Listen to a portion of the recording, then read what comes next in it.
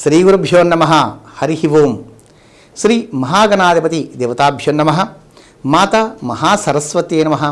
సమస్త సద్గురు గురుదక్షిణామూర్తయే నమః.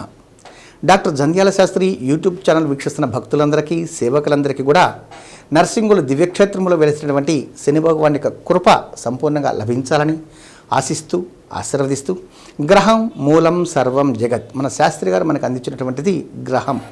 గ్రహాలకి పూజ చేయటం ద్వారా, గ్రహాలని అర్థించడం ద్వారా, దైవారాధన చేయడం ద్వారా సంపూర్ణమైన విజయం మీకు లభించాలని ఆశిస్తూ తెలియచేస్తూ, ఇక సింహరాశిలోకి ప్రవేశిస్తున్నాను. సింహరాశి అంటేనే మఖా నక్షత్రం 1, 2, 3, 4 పాదముల వారు, పుబ్బా నక్షత్రం 1, 2, 3, 4 పాదముల వారు, ఉత్తరఫల్గుని నక్షత్రం 1వ పాదం వరకు ఇక సింహరాశి అంటారు. ఇక రాశిపరంగా మనం గమనించినట్లయితే ఈ యొక్క మాసములో ఎటువంటి నిర్ణయంలో మనం జాగ్రత్తలో ఉంచడం మంచిది. సింహరాశి అంటేనే దానికి అధిపతి సూర్యభగవానుడు. సూర్య అరిష్టేతు సంప్రాప్తే సూర్యపూజాంచకారయే సూర్య ధ్యానం ప్రపశ్యామి ఆత్మపీడోపశాంతయే అని చెప్తుంటారు పెద్దలు.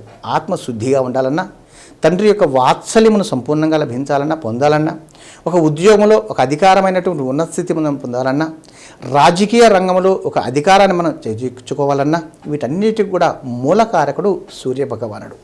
కాబట్టి ఈ యొక్క సింహరాశి వారు ఈ యొక్క మాసములో ముఖ్యంగా మనం గమనించినట్టయితే సాత్వికమైనటువంటి ఆహారాన్ని స్వీకరించటం, అనగా వీలైనంత వరకు ఈ యొక్క రాశివారు ఈ మాసం అంతా కూడా నాన్ వెజిటేరియన్ అనేది ముట్టకుండా, అహింస అంటే హింస జోలికి వెళ్లకుండా అహింసావాదంతో, అహింస అంటే హింస అనేది వదిలేసేయడం ద్వారా హింసాత్మకమైన చర్యలను దూరంగా ఉండి, ఒక వ్యక్తిని ఏ విధంగా మనం సేవ చేయాలి, ఏ విధంగా మనం వాళ్ళతో మాట్లాడాలి, ఏ విధంగా మనం ఉన్నత శిఖరాలు అధిరోహించాలి, ఎటువంటి నిర్ణయం, అందుకని సాత్వికమైన ఆహారాన్ని భుజించడం ద్వారా సాత్వికమైన నిర్ణయం తీసుకునే యోగం వీరికి సంపూర్ణంగా లభిస్తుంది. కాబట్టి ఈ యొక్క సింహరాశి వారు సంపూర్ణమైన ఆలోచన విధానముతోటి సహనం తప్పకుండా మీలో సహనం తప్పకుండా కావాలని తెలియజేస్తూ, తన కోపమే తన శత్రువు, తన శాంతమే తనకు రక్ష అని చెప్తున్నాను. ఎందుకంటే ఇక సింహరాశి పరంగా మనం గమనించినట్లయితే వీరికి మాట్లాడే విధానంలో కొంచెం స్పీడ్గా మాట్లాడటం, అనేక రకాల నిందలు తెచ్చుకుంటూ ఉంటారు. కాబట్టి అనవసరమైన సమయంలో కూడా మాట్లాడటం ద్వారా కూడా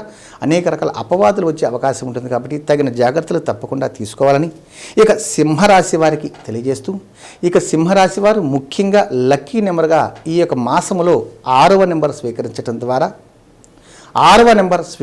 ద్వారా సర్వకార్యములు ఎందు విజయప్రాప్తి పొందే గొప్ప అవకాశం సంపూర్ణంగా వారికి లభించాలని కోరుకుంటూ, అంతేకాకుండా వస్త్రముల పరంగా మనం గమనించినట్లయితే ఈ యొక్క మాసములో నీలవర్ణ వస్త్రమును ధరించడం కూడా, అందులో మయూర నీలం ఇంకా ముఖ్యమైనదని చెప్పి తెలియజేస్తూ, వాక్శుద్ధి కొరకు, అట్లాగే ధన ప్రాప్తి కొరకు, సంపూర్ణమైన కీర్తి ప్రతిష్టల కొరకు, సర్వకార్యములందు విజయప్రాప్తి కొరకు నీలవర్ణ వస్త్రమును ధరించుట, అటుకులు బొరుగులు పాలతో కలిపి ప్రసాదంగా స్వీకరించుట, లేదు ఏదైనా ఒక దివ్యక్షేత్రంలో